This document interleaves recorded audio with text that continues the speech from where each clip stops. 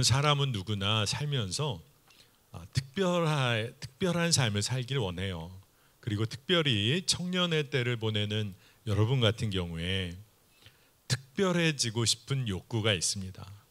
뭔가 개성 있는 삶을 살고도 싶고, 다른 사람들보다 특별한 꿈을 좀 이루어 보고도 싶고, 그래서 여러 가지 일을 해봐요. 남들보다는 좀 다른 일을 시도해 보기도 하고, 어떤 경우는 유행을 따라 좀 살아보려고도 해보고, 하여간 무엇이든지 간에 청년의 시기에 새로운 도전을 꿈꿔보기도 합니다. 그래서 그런 걸 통해서 내가 좀 특별한 사람이라는 그런 마음을 갖기를 원할 때가 있어요. 그런데 우리가 한번 생각해 보면 그런 일들, 그런 시도, 뭔가 노력한 것으로 인해 내가 특별해지던가 나에게 만족이 있던가 생각해 보면, 저도 청년 시기를 생각해 보면 대부분 그런 일들은 시간이 흐르면 마음이 좀 텅 빈 것 같고 공허해지고 뭘로 채워야 할지 모르는 그런 마음을 경험할 때가 많습니다. 그런데 제가 그런 생각을 해봤어요. 우리 한국 땅에도 수많은 그리스도인들이 있는데, 수많은 교인들이 있는데, 나도 그리스도인이고 오늘 이곳에 있는 여러분들도 다 예수님을 따르는 이들인데, 내 삶이 특별할 수 있는 이유는 뭘까? 그리스도인으로서도 그렇고 이 땅을 살아가는 한 명의 사람으로서 내 삶이 특별해질 수 있는 건 뭘까? 그러다가 한 가지 깨닫게 되는 것이, 내 삶이 주님이 원하시는 일을 내가 감당할 준비가 돼 있고, 내 마음이 주님이 쓰시겠다고 하면 내 삶을 드릴 수 있는 마음의 준비가 돼 있다면 그건 정말 특별하겠구나. 주님이 무엇을 원하시는지에 내 마음이 가 있다. 이게 진짜 나를 특별하게 하는 것이구나. 내가 내 자신이 중심이 돼서 주님, 내가 이러이러한 거 하길 원하고 주님이 이거 이루어 주시기를 원합니다 라는 기도를 드리기보다, 기도를 안 하는 것보단 나아요. 하지만 주님 내 뜻을, 내가 원하는 것을 이루어 주세요라고 기도하기보다, 주님은 나의 삶을 통해서 무엇을 이루기를 원하십니까? 이 기도를 올려드리면서 주님이 저를 사용하시기를 원합니다. 바로 이 기도, 이 마음이 내 삶을 특별하게 만드는구나, 그렇게 깨닫게 됩니다. 여러분, 믿음의 사람들, 성경뿐 아니라 우리가 사는 시대에 정말 주님께 쓰임받는 사람들의 공통점이 있어요. 그 공통점은 뭐냐 하면, 주님께 쓰임을 받다가 내 삶이 닳아 없어지는 한이 있더라도 주님께 끝까지 쓰임받기를 원합니다. 주님께 끝까지 쓰임받기를 원합니다. 그게 그들의 삶의 기쁨이에요. 여러분, 오늘 우리 청년교회에 그래도 청년 멤버십들 정말 열심히 모이는 여러분들이 이곳에 모였어요. 여러분이 정말로 여러분의 마음의 기쁨의 근원이 내가 하나님께 쓰임받는 거야. 여러분, 그렇다면 여러분의 삶은 하나님이 책임져 이끄십니다.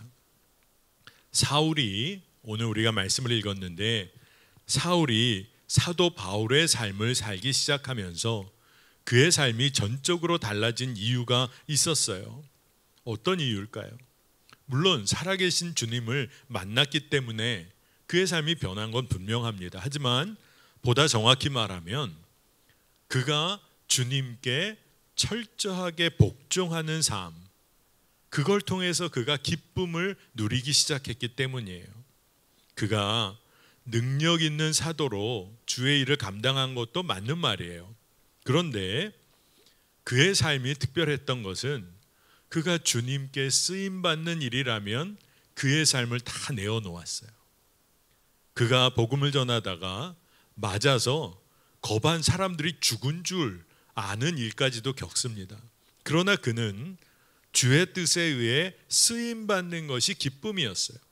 그래서 그 기쁨으로 평생을 달려갑니다. 진짜 놀라운 일이죠.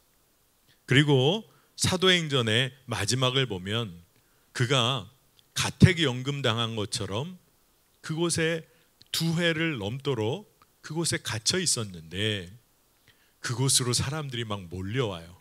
요즘 같으면 셀럽을 보려고 사람들이 몰려드는 것 이상으로 엄청나게 많은 사람들이 그곳을 찾습니다. 근데 그 이유가 딱 하나예요. 예수 그리스도와 하나님 나라에 대한 모든 것을 사도 바울이 전했어요.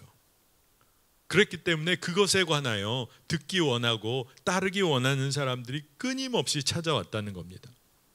요즘으로 말하면 그가 작은 집에 가택연금된 상황이었는데 엄청난 영향력을 미치는 삶을 그가 살았다는 것입니다. 여러분, 주님께서는 오늘 이곳에 모인 우리 청년, 우리 한 사람 한 사람을 통해서 하나님의 뜻을 이루기를 원하세요.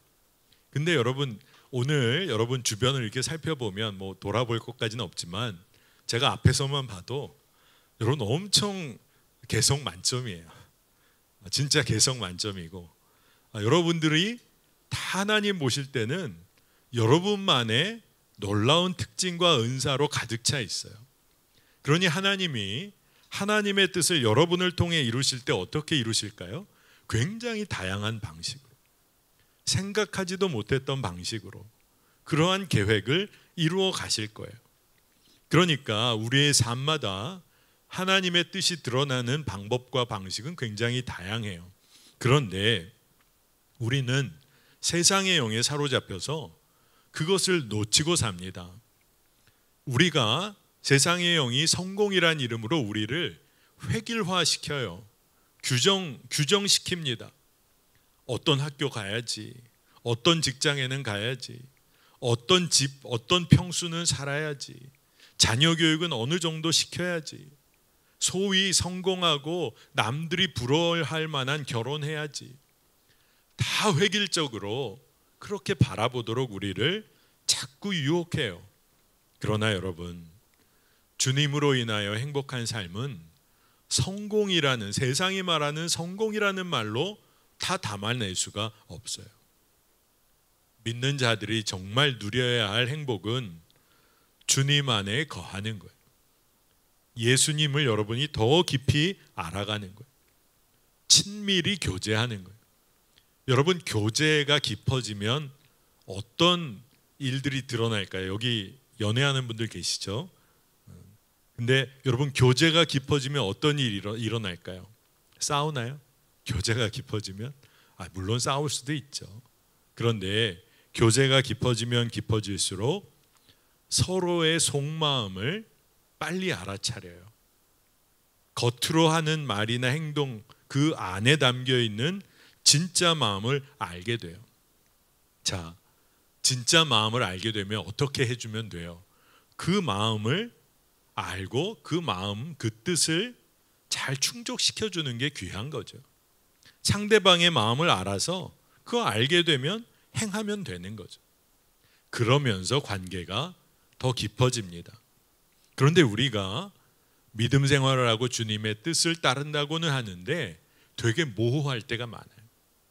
주님의 뜻을 구하지도 않고 주님의 뜻을 알게 돼도 행하지를 않아요. 그러니까 주님과 교제를 안 하는 거죠.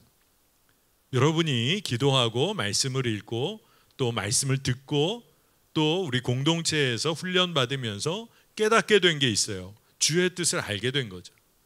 그러면 행해야 되는 거죠. 그래야 주님과의 교제가 깊어지는 겁니다. 그리고 여러분, 여러분에게 주님은 주의 마음을 알려주기를 원하세요. 그리고 우리 공동체에도 주의 뜻을 알려주기를 원하십니다. 그러면 우리가 그 뜻을 행하면서 어떤 기도가 그 다음에 나오게 될까요?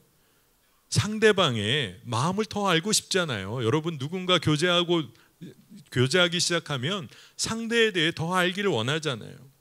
비밀이 있으면 굉장히 속상하잖아요. 근데 주님의 마음을 더 알고 싶어서 기도하게 되는 거예요. 그러면서 주님의 뜻을 자꾸 구하게 됩니다. 그러다가 결국 하나님이 나를 통하여 일하기 원하시는 것이 있다는 것을 알게 됩니다. 그러면 이제 기도하게 되는 거예요. 주님, 나에게만 부탁하실 수 있는 일이 있으세요? 제가 그 일을 하기 원합니다. 하나님, 저에게만 맡겨주실 수 있는 일이 있잖아요. 제가 그거를 기쁨으로 감당하기를 원합니다. 여러분, 그러한 기도와 교제가 생긴다는 것은 하나님과의 신뢰의 관계가 깊어지는 거예요. 하나님도 여러분에게, 그래, 너에게 내가 맡길 일이 있지. 하나님, 제가 그 일 감당하기를 원합니다. 여러분, 아마 매화교회 청년교회도 아마 친구들, 동역자들, 선후배들 이렇게 같이 교제하고 생활하다 보면 좀 몰랐었는데 이 친구의 고민이나 삶의 어떤 지금 부닥치고 있는 문제를 뭐 어떻게 알게 될 때가 있어요. 그 친구가 나눠줘서도 알게 될 때도 있고, 굳이 내가 그렇게 의도한 건 아니지만 알게 됐어요. 여러분, 그러면 세상은 어떨까요? 괜히 부담된다. 난 모른 척 해야지. 아니에요. 믿음의 형제자매들의 교제에서 그러한 문제를 알게 됐어요. 친구의 고민, 어려운 일. 그러면 주님이 그것을 나로 하여금 알게 하신 이유가 뭘까? 기도하라고, 섬기라고, 정말 조용하게 그 친구를 도우라는 하나님의 음성이구나. 그러면서 이 일을 위해 날 선택하셨구나. 나를 통해 그 친구를 좀 응원해주고 기도해주라는 말씀이구나. 여러분, 그럴 수가 있는 거예요. 제가 우리 본교회에서도 설교할 때 이 이야기를 좀 나눴었는데, 제가 중고등부 여름 수련회 갔던 때니까 엄청 옛날이죠. 근데 제 모교회가 강원도 인제에 수양관이 하나 있었어요. 근데 수양관이라고 해서 뭐 엄청나게 막 좋은 곳이 아니라, 그 당시에도 강원도 인제 산 쪽에 아주 작은 초등학교가 폐교가 되어서 그 건물을 쓰지 않아서 교회가 그 건물을 인수해서 교실이 딱 2개 있어요. 그리고 옆에 아마 선생님들이 계셨던 어떤 사택 같은 거 하나, 그거를 조금 수리하고 고쳐서 수양관을 만든 곳이 있었습니다. 거기에 가서 여름이면 수련회를 그렇게 했었어요. 근데 그 해도 여름에 수련회를 갔는데 그날 뭐 지금처럼 막 더위가 있는 여름이었는데, 어느 날 오후 프로그램이 점심 먹고 나서 체육대회가 있더라고요. 지금 생각해봐도 왜 선생님들이 그렇게 프로그램을 짰는지 모르겠어요. 아니, 가장 더울 때 체육대회, 뭐 극기 훈련하는 것도 아니고. 근데 그때는 그게 다 좋았어요. 그래서 체육대회 하러 이제 친구들이 다 모였는데, 그 작은 폐교의 운동장은 엄청 작아서 진짜 체육대회를 하려면 한참 아래에 있는 진짜 지금도 운영이 되는 학교까지 걸어 내려가야 했는데, 강원도에 갔으니까 선생님들께서 뭐 강원도 감자 옥수수 이걸 쪄서 준비하셔가지고 그걸 가지고 내려가야 하는데, 누구를 시키시려고 하는데 뭔가 이게 딱 쎄한 느낌이 있었어요. 우영아, 그리고 친구 한 명을 부르셔서 큰 들통에 있는 감자 옥수수를 들고 좀 내려가라는 거예요. 마음은 정말 어렵더라. 너무 덥기도 하고, 이 많은 아이들 중에 왜 우리 둘만 이 일을 해야 되나. 근데 그냥 아무 말도 못하고 알겠다고 하고 밑에까지 그걸 들고 내려갔습니다. 뭐 내려갈 때 힘들었지만 체육대회 또 재밌게 하고, 이제 돌아갈 때 제 마음에, 그리고 제 친구 마음에, 돌아갈 때는 간식 다 먹었으니까 편하게 올라가면 되겠구나. 그날따라 너무 덥고 운동 열심히 해서 애들이 감자 먹겠어요? 옥수수 뭐 다 먹겠어요? 거의 다 남았어요. 선생님이 또 부르시더니 이거 버리고 갈 수는 없으니까 다시 들고 이제는 올라가는 거예요. 그때는 너무 마음도 어렵고, 아니 왜 그러면 올라갈 땐 딴 친구들 시켜야지. 근데 투덜대면서도 그거 가지고 올라갔던 기억이 납니다. 근데 왜 제가 이 이야기를 여러분에게 하냐 하면, 제가 주일학교 선생님도 돼보고 나중에 전도사도 돼보고 이제는 목사가 되어서 목회를 하다 보니까 그때 선생님들 마음을 알겠는 거예요. 누구에게도 부탁하기가 좀 힘들어요. 좀 애들이 좀 힘들어할 것 같고, 이걸 좀 누군가 좀 도와줄 사람은 있으면 좋겠는데, 그때 제 마음에 그때 선생님이 그래도 좀 투덜거리고 불평을 할지 모르지만 그래도 얘네들 둘에게 맡기면 좀 어떨까, 그렇게 그 정도는 생각해 주셨구나. 그러면서 제 마음에 하나님께서 하나님의 뜻을 이룰 사람을 찾으시는구나, 그런 마음이 들었어요. 오늘 이곳에 예배하는 우리 매화 청년교회 청년들, 하나님의 마음을 한 자락이라도 품고 이해할 수 있는 사람, 하나님이 하나님의 뜻을 이루는 일에 여러분을 사용하기를 원하세요. 여러분에게 주님의 뜻을 이루기 원하는 갈망이 있기를 축복합니다. 여러분, 주님께서는 주님의 뜻을 알려주세요. 그냥 무조건 무슨 사명을 주시고 갑자기 하라고 하지 않으세요. 하나님의 마음을 아주 섬세하게 알려주십니다. 그러면 그때 우리가 올려드릴 기도의 제목, 지혜가 필요해요. 주님이 그 사명을 저에게 허락하신다면 정말 주님은 저를 통하여 무엇하기를 원하십니까? 여러분, 이 기도를 한번 올려보시기를 바랍니다. 오늘 말씀의 사도 바울은 어떻게 보면 사도 바울도 인생에 굉장히 급격한 변화를 겪었어요. 다메섹 도상에서 자기가 박해하던 주님을 만나 그의 삶이 바뀝니다. 근데 아나니아라는 사람의 입술을 통해서 하나님이 사도 바울을 향한 하나님의 마음을 알려주세요. 사도행전 22장 14절에서 15절입니다. 그가 또 이르되 우리 조상들의 하나님이 너를 택하여 너로 하여금 자기 뜻을 알게 하시며 그 의인을 보게 하시고 그 입에서 나오는 음성을 듣게 하셨으니 내가 그를 위하여 모든 사람 앞에서 내가 보고 들은 것의 증인이 되리라. 아멘. 이 이야기는 간단하게 말하면 사도 바울이 하나님의 살아계심을 증언하는 증언자로 쓰이게 될 거라는 거예요. 하나님의 뜻을 이루어가는 자로 쓰이게 될 거라는 것입니다. 자, 여러분, 사도 바울이 그의 삶을 향한 하나님의 큰 뜻을 알게 됐어요. 그러면 알게 됐다고 기도가 멈춰집니까? 아니에요. 그때부터 정말 기도는 시작되는 거예요. 주님, 제가 무엇을 감당하기를 정말 주님이 원하십니까? 그러면서 주의 뜻을 이루고 나아가고자 할 때 그가 흔들릴 겨를이 없었을 거예요. 주님을 증언하는 자로 주님이 부르셨으니 주님, 제가 무엇을 감당해야 합니까? 갈망을 가지고 주님께 기도할 때 주님이 그를 더욱 붙잡고 그를 강하게 사용하셨기 때문에 그래요.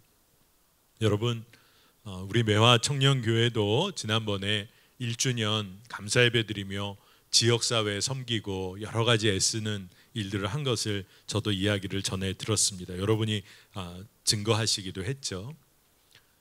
노숙인들을 섬기는, 특별히 식사사역을 섬기는 분들의 간증들을 듣다 보면, 굉장히 다양한 곳에서 섬기시는 분들의 간증들을 듣다 보면 공통된 내용들이 있다는 것을 보게 돼요.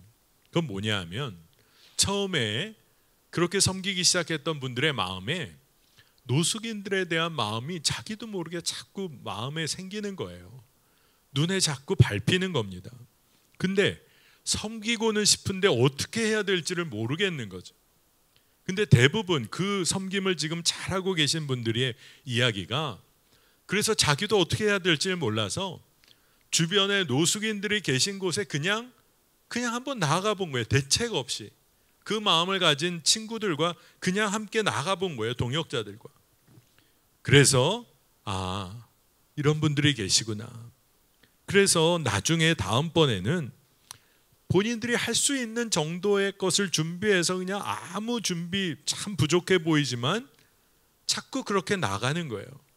컵라면 몇 개, 따뜻한 물, 뭐 필요한 거, 뭐 그런 거 준비해서 나가보는 거예요. 근데 그렇게 자꾸 현장에 나가다 보니까 노숙인 분들의 필요를 알게 되고, 조금 더 따뜻한 음식 대접하고 싶고, 조금 더 편안하게 드실 수 있도록 그 시간만큼은 섬기고 싶고, 필요한 게 뭔지를 더 구체적으로 알게 되는 겁니다. 하나님이 알려주시는 거죠. 그리고 동역자들을 위하여 기도하게 되고, 그러면서 함께 힘을 합쳐서 그 사역이 조금씩 더 커지게 됐다는 거예요. 노숙인 사역을 가보면 막 엄청나게 많은 노숙인 분들이 오셔서 음식 먹는 걸 보면, 이 엄청난 사역을 어떻게 시작하셨을까? 아니에요.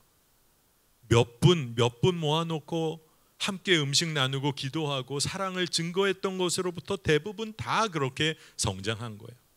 여러분, 하나님의 뜻을 행하고자 하는 한 걸음에 하나님이 하나님의 마음을 부어주세요. 지혜를 주세요. 그래서 그 지혜와 뜻에 한 번 더 순종해 보니까 하나님이 하나님의 마음을 더 크게 알려주세요. 그러면서 하나님의 일을 감당하는 것이 더 확장되는 거예요. 여러분, 지금 청년의 시기에 내 인생은 어떻게 펼쳐질까? 나는 어떤 삶을 살까? 지금 당장 한 방에 대박을 터뜨려야 할 것 같고, 지금 당장 몇 년 안에 무슨 일을 이루어야 할 것 같고, 여러분, 아니에요. 여러분, 하나님께 기도할 때 하나님, 저를 통하여 무슨 일을 하기 원하십니까? 하나님이 알려주시는 한 가지 뜻, 한 가지 마음을 알게 됐다면 그거 붙잡고 한 걸음 나아가는 거예요. 그러면 그 자리에, 그 순종의 자리에 하나님이 하나님의 마음을 부어주세요. 자, 여러분, 정말 그런 마음으로 주의 뜻에 철저히 순종하고자 할 때 우리는 그때 내 뜻을 돌이키게 됩니다.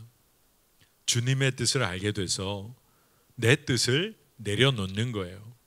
그리고 이제 주의 뜻을 위하여 살기 위해서 지속적으로 내 뜻을 돌이켜요. 이게 진짜 회심이에요. 회개하고 회심한다는 것은 한 번의 사건이 아니에요. 지속적으로 주님께 내 삶을 돌이키는 거예요. 여러분, 사도 바울이 진짜 그런 사람이었어요. 사도 바울의 인생을 사도행전과 여러 서신서를 보면서 보면 사도 바울처럼 사울이라 불렸을 때 잘 나갔던 사람 없어요. 그는 엄청나게 정말로 그 당시에 이룰 거 다 이룬 사람이었어요. 그러나 그가 주님을 진짜 만났을 때 스스로 보지도 못하고 누군가가 이끌어주지 않으면 움직이지도 못하고 사흘 동안 먹고 마시지도 못했고, 누가 이끌어줘야지만 다메섹 도상에서 이제 옮겨질 수가 있었어요. 여러분, 자기를 믿고 살았던, 자기 능력 믿고 살았던 이 사울이 아무것도 할 수 없는 상황에 놓였을 때 그건 완전히 아마 죽음과도 같은 사건이었을 거예요. 운동선수가 운동하다가 다쳐서 운동선수를 내려놔야 한다. 그건 아마 절망 중에 절망일 거예요. 저는 그런 것을 극복하신 분들을 보면 진짜 놀라워요. 진짜 대단하다. 근데 사도 바울이 자기의 삶이 완전히 뒤바뀌어져야 하는 바로 그 순간에 그는 딱 한 가지밖에 할 수가 없었어요. 주님께 철저히 복종하는 거예요. 자기의 뜻을 돌이켜 그리스도를 향하는 거였어요. 근데 그 복종이 그의 삶을 지탱해주고 성장시킨 동력이 됐어요. 여러분, 이 회심의 의미는 어떤 것이냐? 이 아나니아라는 사람을 통해서 사울이 주님의 이름을 증거하는 도구로 부름받았음을 깨닫게 돼서 이 아나니아로부터 안수를 받습니다. 근데 성경은 그때 뭐라고 얘기하냐 하면 눈에서 비늘 같은 것이 떨어져서 사울이 성령 충만해졌다고 했어요. 사도행전 9장 17절에서 18절입니다. 예수께서 나를 보내어 너로 다시 보게 하시고 성령으로 충만하게 하신다 하니 즉시 사울의 눈에서 비늘 같은 것이 벗어져 다시 보게 된지라. 일어나 세례를 받고. 아멘. 여러분, 사울의 눈에서 비늘 같은 것이 벗어졌어요. 그가 성령 충만해졌어요. 이제 세상 바라보던 눈에서 주님을 보게 됐어요. 여러분, 철저한 복종과 회심은 언제나 성령 충만함과 맞닿게 돼 있어요. 그때 사울의 삶은 이제 사도 바울의 삶으로 변화되면서 그는 평생 주님, 제가 주를 위해 무엇을 하며 살아야 합니까? 이 질문을 놓치지 않고 그는 로마로까지 들어갑니다. 어떻게 로마로까지 들어갈 수 있을까? 가면 핍박과 박해와 죽음이 기다리고 있을지 모르는데 그는 계속해서 주님 인도하시는 대로 나갈 수가 있었어요. 주님, 제가 주님을 위해 무엇을 해야 합니까? 여러분, 오늘 아마 이 말씀을 들으면 그러면 내 인생은 뭘까? 여러분, 우리 인생은 주님의 것이에요. 우리가 늘 착각하고 사는데 내 인생은 나의 것이 아니에요.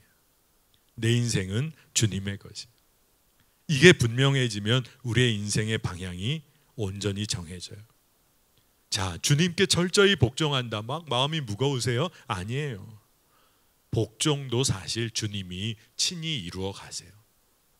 여러분, 주님께서 왜 우리에게 사명을 주시고 복종하게 하시고 그리고 나를 위하여 인생을 주께 맡기라고 하실까요? 하나님의 사랑을 경험하게 하기 위해서 하나님은 그렇게 하시는 거예요. 제가 존경하는 분이 몇 분 계시지만 그 중에 한 분이 제 할아버지세요. 저희 할아버지 목사님이셨는데 저희 아버님이 목사로 일찍 돌아가셔서 제가 지금 생각해 보면 저희 할아버지는 막내 손자인 저를 늘 바라보시면서 아마 마음이 좀 애틋하셨던 것 같아요. 그래서 할아버지께서 저에게 아버지 역할 하시려고 참 노력을 많이 하셨던 것 같아요. 할아버지 목사님이 교회에서 은퇴하시고 그때 은퇴하신 곳에 제가 많이 놀러 갔죠. 아주 어렸을 때 초등학교 한 1학년 막 이랬을 것 같아요. 그런데 할아버님이 교회에서 목사로 은퇴하셨는데 기도하시다가 하나님께서 날 부르신 거, 목사로 부르신 거는 교회법으로는 내가 은퇴했지만 목사 그 자체에서 은퇴한 것은 아니니까 내가 끝까지 사명 감당하려면 무슨 일을 해야 할까? 기도원에 가셔서 기도하시다가 참 놀라운 응답을 받고 오셨는데 은퇴하셨으니까 그때 70이 막 넘으셨겠죠. 그런데 그때 하나님이 교회를 개척할 마음을 주셔서 은퇴하고 사시는 작은 아파트 지하에 관리사무소에 얘기를 해서 작은 방 하나를, 지하방 하나를 얻으셔서 교회를 개척하셨어요. 저는 아직도 기억나는 게 할아버님이 은퇴하신 다음에 그러면 은퇴할 때쯤 되셨을 때는 교회에 함께 동역하는 스텝도 있고 뭐 이러셨을 거 아니에요. 그런데 혼자서 작은 방 하나 무릎 꿇고 걸레질 하시고 방석 깔고 주보 만들러 이 인쇄소까지 매일 나가서 그거 인쇄해 갖고 오시고 늘 그렇게 하시던 모습이 떠오릅니다. 근데 어느 날 토요일에 제가 방학 때마다 놀러 갔었는데 할아버지가 늘 토요일에 하시는 일이 큰 화선지에 예전부터 이렇게 서예를 하셨던 분이라 그 화선지에다가 주일 예배 광고를 쭉 쓰시는 거예요. 이렇게 세로로 뭐 주일 예배 또 무슨 설교 제목, 설교 본문, 뭐 몇 시 뭐 이런 걸 쭉 광고할 내용을 쭉 쓰셔서 그것을 아파트 게시판에 늘 갖다 붙이셨어요. 그래서 매일 어린 저를 부르셔서 옆에서 먹을 갈게 하십니다. 여러분 옛날 드라마 같죠? 옆에서 먹 갈고 있는데 처음엔 그게 엄청 재밌었어요. 막 하면 뭐 튀기도 하고 뭐 막 그런데 할아버님이 너무 진지하게 이것만 쓰시니까 가서 그냥 먹만 이거 갈고 있는 게 너무 힘들어서 때로는 막 튀겨보기도 하고 먹을 튀겨보기도 하고 뭐 이랬는데, 어느 날 갑자기 할아버지께서 본인 거 다 쓰시더니 옆에 놓으시고 화선지를 새로 꺼내시더니 저보고 이제 먹 그만 갈고 한번 써보라는 거예요. 이게 하산할 때가 됐나. 근데 할아버지가 시키셔서 저도 모르게 보고 삐뚤빼뚤 하여간 똑같이는 썼어요, 내용을. 근데 흉내를 내고 말았는데 할아버지께서 쭉 지켜보시다가 이제 붙이러 나가자 그러시더니 제 거를 들고 나가셨어요. 그리고 아파트 게시판에 그 삐뚤빼뚤하게 쓰여진 주일 광고, 그거를 게시판에 붙여주셨어요. 근데 저는 그때 창피했어야 됐는데 어린 마음에 굉장히 뿌듯하더라고요. 근데 할아버지께서 옆에 좀 서봐라 그러시더니 언제 카메라를 챙겨 오셨는지 카메라로 사진 하나를 찍어 주셨어요. 저는 지금도 그 사진을 보면 할아버지의 마음을 느낍니다. 근데 왜 목사님이 왜 옛날 어렸을 적 얘기를 그렇게 하시나? 여러분, 하나님이 왜 우리에게 일을 맡기실까요? 왜 사명을 맡기실까요? 왜 하나님의 마음을 알려주시면서 그 일에 함께 하자고 하실까요? 여러분 뭐 생고생시키려고 하는 거 아니세요. 하나님의 마음은 딱 한 가지예요. 하나님의 마음을 알려주고 싶으신 거예요. 여러분을 얼마나 사랑하고 여러분을 귀히 여기고 여러분을 통해 하나님이 일하기를 원하시는 거예요. 자, 사도 바울은 그의 삶에 무엇으로 행복했을까요? 주님의 뜻을 구하는 거죠.